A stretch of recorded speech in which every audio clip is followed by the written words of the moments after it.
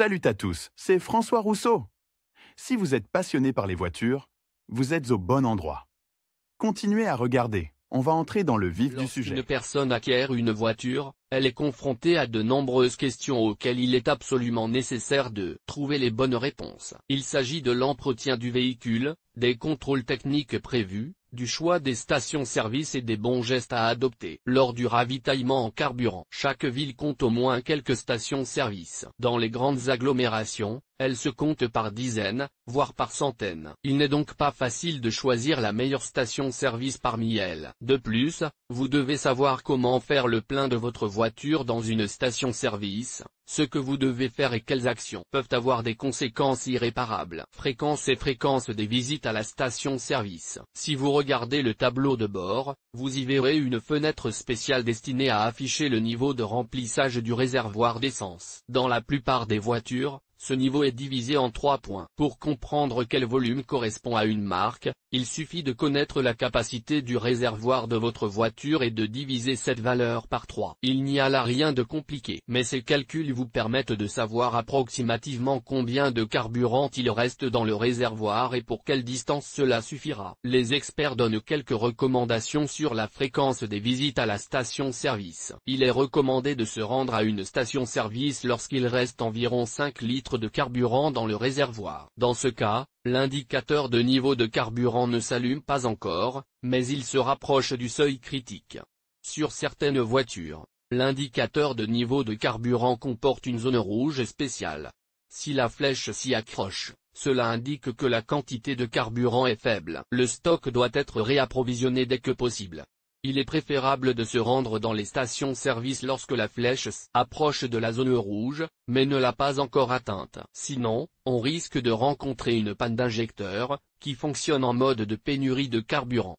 Lorsque la flèche descend brusquement à un niveau critique et que la voiture commence à se comporter nerveusement, ne se déplace pas aussi facilement que d'habitude et que des secousses sont observées, il est recommandé de s'arrêter et de faire le plein d'essence. S'il n'y a pas de station-service à proximité, vous devrez faire le plein manuellement à l'aide d'un jerrycan.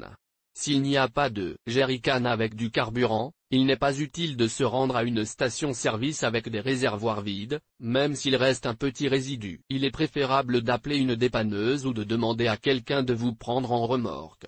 Lorsque vous prévoyez de vous rendre dans une autre ville, il est préférable de faire le plein en une seule fois. Cela vous permettra d'arriver à destination même s'il n'y a pas de station-service en chemin. Les personnes qui viennent de prendre le volant de leur propre voiture sont souvent surprises de constater que la consommation de carburant varie en fonction des conditions d'utilisation. Parfois, un réservoir plein suffit pour une semaine, parfois il est vide en quelques jours seulement. La consommation est directement liée à l'intensité de l'utilisation de la voiture. En ville, l'appétit du moteur augmente, tandis que sur l'autoroute, lorsque la voiture roule régulièrement à une vitesse ne dépassant pas 120 km/h, la consommation diminue. Cela est dû au fait que le moteur ne tourne pratiquement pas au ralenti, qu'il ne reste pas dans les embouteillages et qu'il n'est pas nécessaire de changer constamment de vitesse. Pour éviter toute surprise concernant la consommation de carburant rapide, consultez la documentation technique de votre véhicule. Mais attendez-vous à ce que les chiffres de consommation qui y sont indiqués ne coïncident pas exactement avec la consommation réelle. En effet, les constructeurs automobiles définissent des paramètres dans des conditions optimales,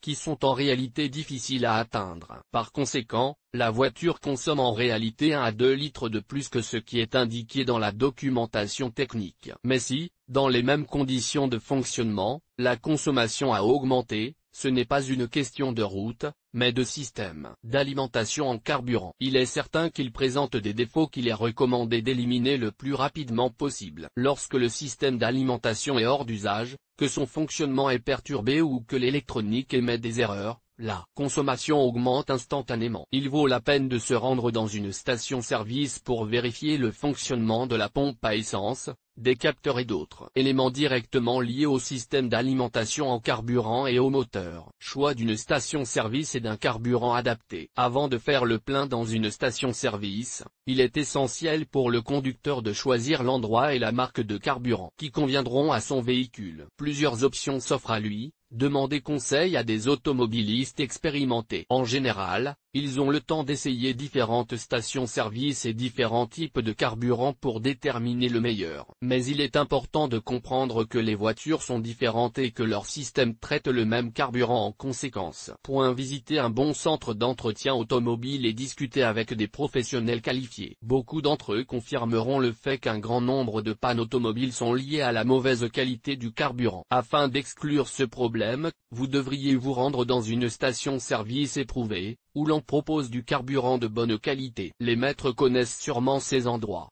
Communiquer sur des forums thématiques. Les conducteurs y partagent leurs expériences personnelles et leurs observations, et peuvent recommander ou déconseiller de se rendre. Dans certaines stations-service, il est préférable de communiquer avec des conducteurs qui conduisent la même voiture que vous. Le choix d'une station-service est une activité importante et responsable. Mais il faut aussi comprendre que toutes les stations-service ne peuvent pas maintenir un niveau de qualité élevé pendant longtemps. Cela dépend de l'ensemble du réseau et de chaque station-service. Il existe plusieurs recommandations utiles concernant la sélection des stations-service et des marques de carburant. Ne vous rendez pas dans les stations-service où le prix du carburant est inférieur à la valeur du marché. Il suffit ici de faire appel à la logique. Une station-service normale ne vendra pas de carburant à bas prix. Personne ne travaillera à perte. Un prix bas signifie seulement que la qualité du carburant proposé ne correspond pas aux marques déclarées. Sous le couvert de lait 95, un mélange inconnu peut être vendu, qui n'est au mieux que de lait 92 dilué avec des additifs. Si vous faites le plein avec un tel carburant, les filtres ne tarderont pas à se boucher, les injecteurs à tomber en panne et tout. Le système d'alimentation en carburant à s'effondrer. La réparation du moteur n'est alors plus très loin. Lisez les instructions d'utilisation fournies par le constructeur automobile avec chaque véhicule. Elles indiquent clairement les qualités de carburant qui conviennent au véhicule. De nombreuses entreprises apposent ces informations sur la trappe à carburant. Il suffit de l'ouvrir et de voir ce qu'elle indique. Et s'il est recommandé d'utiliser de l'essence 95,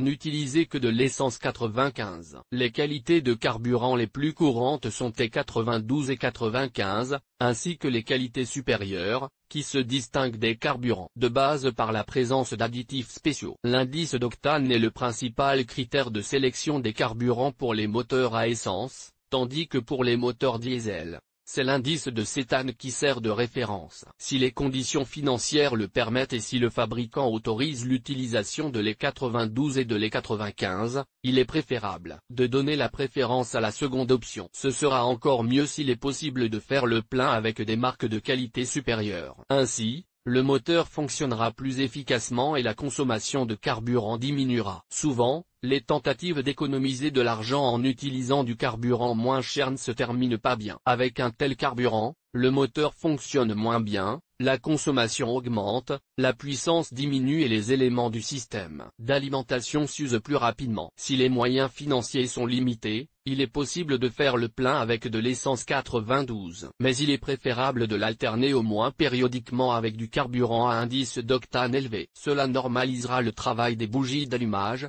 prolongera leur durée de vie, éliminera la probabilité d'une usure rapide du filtre à carburant, et pas seulement. Lire aussi, quels pneus réduisent la consommation de carburant de la voiture? Seul le conducteur décide de l'essence qu'il utilisera pour son véhicule et des stations-service qu'il visitera. Bien que de nombreuses personnes fassent référence à la promotion banale d'une marque, dans le cas du carburant, il est vraiment préférable de faire le plein dans des chaînes de stations-service connues et reconnues. Celles-ci ont intérêt à attirer un grand nombre de clients, car il y a beaucoup de concurrence autour d'elles. Par conséquent, dans les stations-service populaires, la probabilité de trouver du carburant dilué ou de mauvaise qualité, vendu sous le couvert d'une marque de qualité supérieure, est beaucoup plus faible. Seuls leurs propriétaires savent ce qui se passe dans les stations-service solitaires qui vendent du carburant sous des marques inconnues. Mais les conducteurs comprendront certainement que dans leur réservoir d'essence n'est manifestement pas déclaré 95,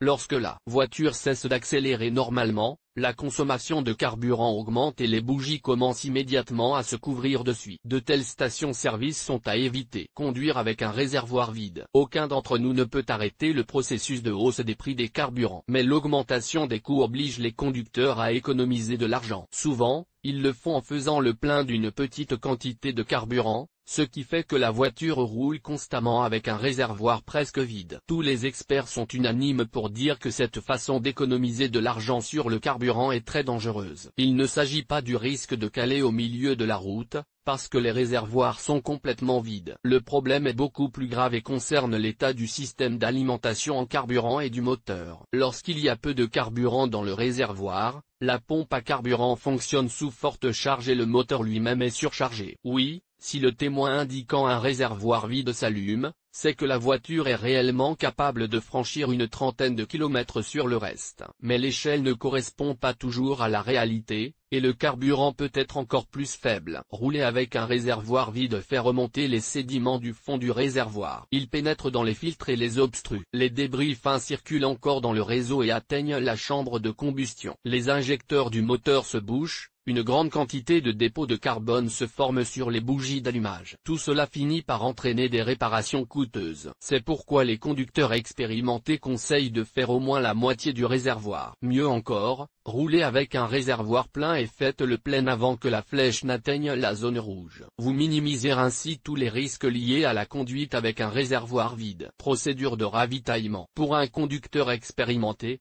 faire le plein d'une voiture est une tâche simple qui peut être réalisée en quelques minutes. Lorsqu'un novice entre pour la première fois dans une station-service, il se pose un certain nombre de questions. Vous devez être sûr de vous. Avant de commencer à pratiquer, vous devez répéter un peu de théorie. Nous avons préparé un guide complet sur la manière de faire correctement le plein d'une voiture dans une station-service. Et cette instruction implique le respect de plusieurs règles de base. À savoir, avant d'entrer dans une station-service, vérifiez de quel côté se trouve le réservoir d'essence. Selon les voitures, il se trouve à droite ou à gauche. C'est important, car vous devez conduire jusqu'à la station-service du côté où se trouve la trappe. Sinon, vous devrez sortir, faire demi-tour ou tirer le tuyau à travers toute la voiture. Le personnel de la station-service ne voit pas cela d'un bon œil.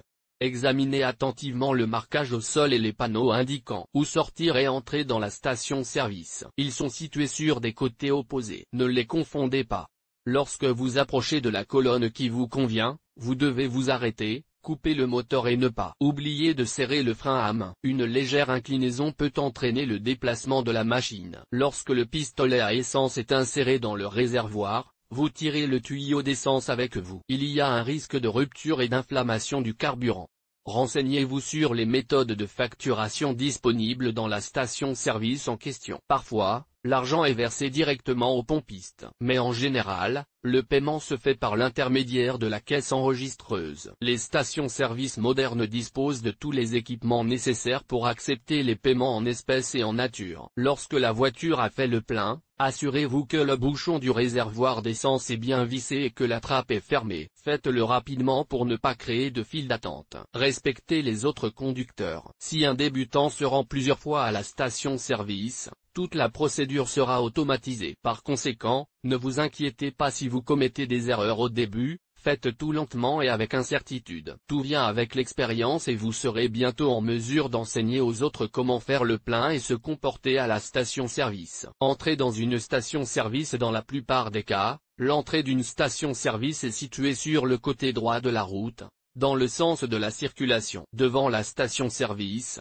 il doit y avoir des panneaux et des marquages spéciaux autorisant le franchissement de la ligne. Réfléchissez à votre manœuvre à l'avance. Ne pas passer brusquement d'une voie à l'autre, ni tourner au dernier moment. Même s'il n'y a pas d'autres voitures derrière vous, quelques dizaines de mètres avant le virage, commencez à ralentir et mettez votre clignotant. Allez directement à la bonne pompe à essence et approchez-la du bon côté, en fonction de l'emplacement du réservoir. En cas d'erreur ou d'impossibilité d'utiliser la colonne, il convient de se déplacer prudemment vers la rangée la plus à droite afin de ne pas enfreindre les règles lors des manœuvres. Choix de la colonne et stationnement. La plupart des stations-service sont équipées de distributeurs de carburant universels modernes. Cela signifie qu'un distributeur est relié au stock des différents types de carburant disponibles dans la station-service. Avant de vous en approcher, assurez-vous qu'il fonctionne. Le distributeur de carburant est généralement choisi en fonction de sa disponibilité. Le conducteur regarde s'il y a une colonne libre. Si elles sont toutes occupées, il vaut mieux rejoindre celle où il y a le moins de voitures. Mais attention!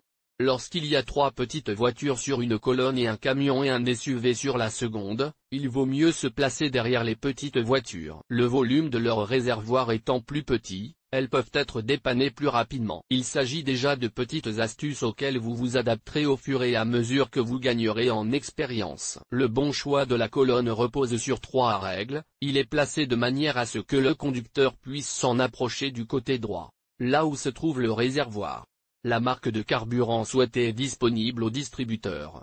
Le distributeur fonctionne. Ne vous garez pas trop près des pompes à essence, mais ne laissez pas non plus une grande distance. Le distributeur de carburant et le réservoir doivent être à peu près au même niveau. Veillez à ne pas bloquer la porte du conducteur lorsque vous vous arrêtez et à ne pas empêcher les autres véhicules de s'approcher du prochain point de ravitaillement. Ouverture du réservoir d'essence. Lorsqu'un novice vient de prendre le volant d'une nouvelle voiture, il se dépêche de se rendre dans une station-service pour faire le plein de carburant. Mais avant cela, le conducteur oublie de vérifier comment s'ouvre exactement le hayon. Et lorsqu'il arrive à la station-service, il se met à chercher frénétiquement des boutons ou des leviers, ce qui crée des files d'attente et rend le personnel de la station-service nerveux. Il n'y a rien de compliqué ici. Avant d'introduire le pistolet dans le réservoir de la station-service, il faut en ouvrir l'accès. Pour ce faire, il faut ouvrir la trappe et dévisser le couvercle. Sur les voitures modernes, un système d'ouverture par le salon est utilisé. Un bouton spécial est situé à l'intérieur de la voiture. Le plus souvent, il se trouve sur le côté gauche,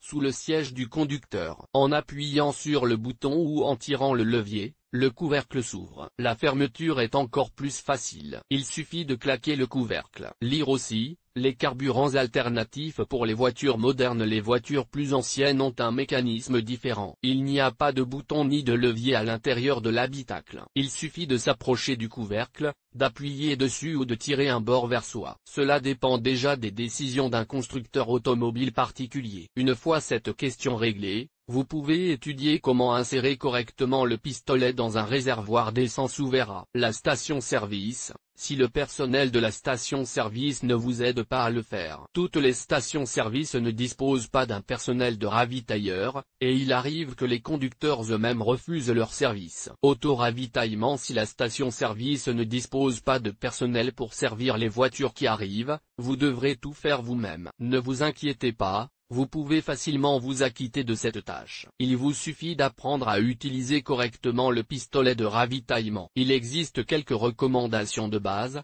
Choisissez un distributeur libre ou attendez votre tour. Conduisez jusqu'au côté où se trouve le réservoir de carburant. Une fois arrivé, arrêtez la voiture, coupez le moteur et serrez le frein à main.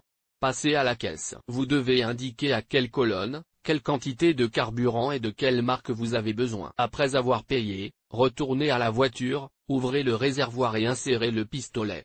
Ensuite, nous aborderons la question de la fixation du pistolet à la station-service. Les stations-service modernes sont obligatoirement équipées de colonnes à pistolet dotées d'un loquet. Il est nécessaire de l'insérer fermement dans le réservoir jusqu'à ce qu'il s'enclenche. Le pistolet est alors fixé.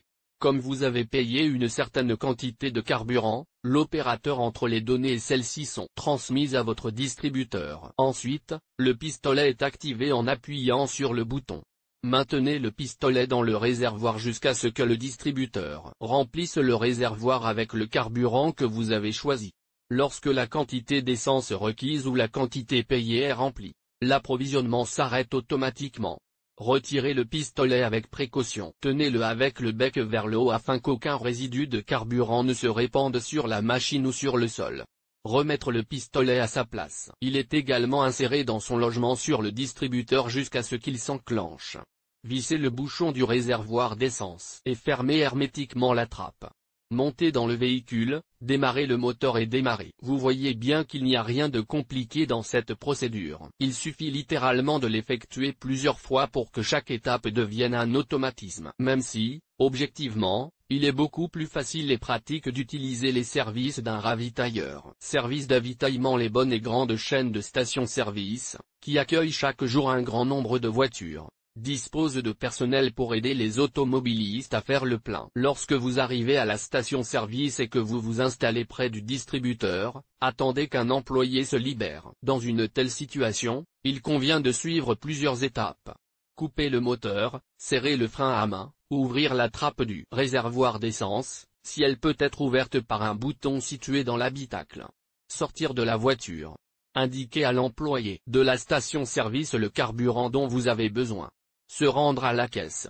Payer la quantité de carburant nécessaire. Comme vous le voyez, il n'y a rien de compliqué à faire le plein à la station-service, en utilisant les services d'un pompiste. La liste des actions du conducteur est minimale. Tout le reste sera fait par le pompiste à votre place. Il dévisse le bouchon, insère le pistolet, une fois le carburant payé, verse la quantité nécessaire. Il revissera ensuite le bouchon et refermera lui-même la trappe de remplissage. Le fait de donner ou non un pourboire au pompiste est une question qui relève de la compétence de chaque conducteur. Mais souvent, si l'employé d'une station-service se comporte poliment et effectue son travail de manière qualitative, les automobilistes lui donnent un peu d'argent. C'est un signe de respect pour son travail et de gratitude pour son aide. Vous êtes libre de faire le plein de votre voiture dans une station-service. Même s'il y a un pompiste, vous avez le droit de refuser ses services. Peu importe la raison. Mais il est important de savoir que travailler avec du carburant est très dangereux et responsable. Si vous insérez mal le pistolet, si vous le remettez au mauvais endroit, si vous oubliez de le retirer et si vous partez, cela peut avoir des conséquences extrêmement dangereuses. À plusieurs reprises, par la faute de conducteurs qui n'ont pas respecté les règles de ravitaillement, des stations-service ont explosé. Des voitures ont pris feu, ce qui a causé d'énormes dégâts. C'est pourquoi les conducteurs expérimentés conseillent de ne pas refuser les services des pompistes et de leur donner au moins une petite somme sous forme de pourboire. Il est particulièrement recommandé de le faire pour ceux qui se rendent régulièrement dans la même station-service. Particularité du paiement dans la plupart des stations-service, le paiement s'effectue à la caisse. S'il s'agit d'une simple station-service sans service supplémentaire, il y aura une petite pièce sur le territoire de la station-service où se trouve le caissier. Les grands réseaux de stations-service populaires offrent, en plus du carburant, des services de café, de magasins, etc. Vous devez donc vous rendre au marché de la station-service, où se trouve le point de paiement du carburant. Le paiement s'effectue en espèces ou par paiement sans numéraire. Il est préférable de s'assurer à l'avance que la station-service accepte les cartes bancaires. S'il n'y a pas de terminal à la station-service, vous ne pourrez payer qu'en espèces. Lorsque le conducteur paie son carburant, le caissier est obligé de lui remettre un chèque. N'ayez pas la flemme de lire ce qui est écrit. Assurez-vous que toutes les informations correspondent à la commande que vous avez passée. Le prix d'un litre de carburant est correct, selon le panneau à l'entrée de la station-service. Vous avez payé la quantité de carburant dont vous avez besoin. La marque de carburant souhaitée a été indiquée sur le ticket de caisse, etc. Mais il n'est pas d'usage de laisser des pourboires à la caisse. Mais le travail le plus difficile est celui du pompiste qui, par tous les temps, doit rester dehors en bleu de travail pour servir les voitures qui arrivent. Départ de la station-service. Lorsque toutes les étapes précédentes ont été franchies, il ne reste plus qu'à quitter la station-service. Mais même cela doit être fait correctement. Avant de monter dans la voiture et de démarrer le moteur, il faut s'assurer que le pistolet a déjà été retiré du réservoir, que le bouchon est vissé et que la trappe est fermée. Souvent, par inattention, le conducteur monte dans sa voiture et démarre, alors que le plein n'a pas été fait. Les sorties des stations-service devraient toujours être situées du côté opposé à l'entrée. Bien qu'il existe de rares exceptions. Lorsque vous manœuvrez autour d'une station-service, mettez toujours votre clignotant pour que les autres conducteurs sachent exactement où vous voulez tourner. Si vous avez fait le plein mais que vous souhaitez acheter quelque chose d'autre sur le marché de la station-service, vous devez d'abord vous éloigner de la station-service et vous garer dans une zone désignée. Il existe de nombreux exemples de mauvais conducteurs qui pensent qu'il est normal de se garer à proximité d'une station-service, d'aller payer l'essence et de se promener ensuite dans le magasin à la recherche du bon produit ou de s'asseoir à l'intérieur et de boire un café. C'est au moins un signe d'irrespect pour les autres conducteurs. Il est absolument inacceptable de se comporter de la sorte. On ne peut pas dire que la procédure de ravitaillement en carburant d'une voiture soit compliquée. Mais il existe des nuances, des règles et des recommandations qu'un débutant doit connaître. Avec le temps, un conducteur novice apprendra à tout faire rapidement et correctement, sans commettre les erreurs courantes des débutants. Alors n'ayez pas peur.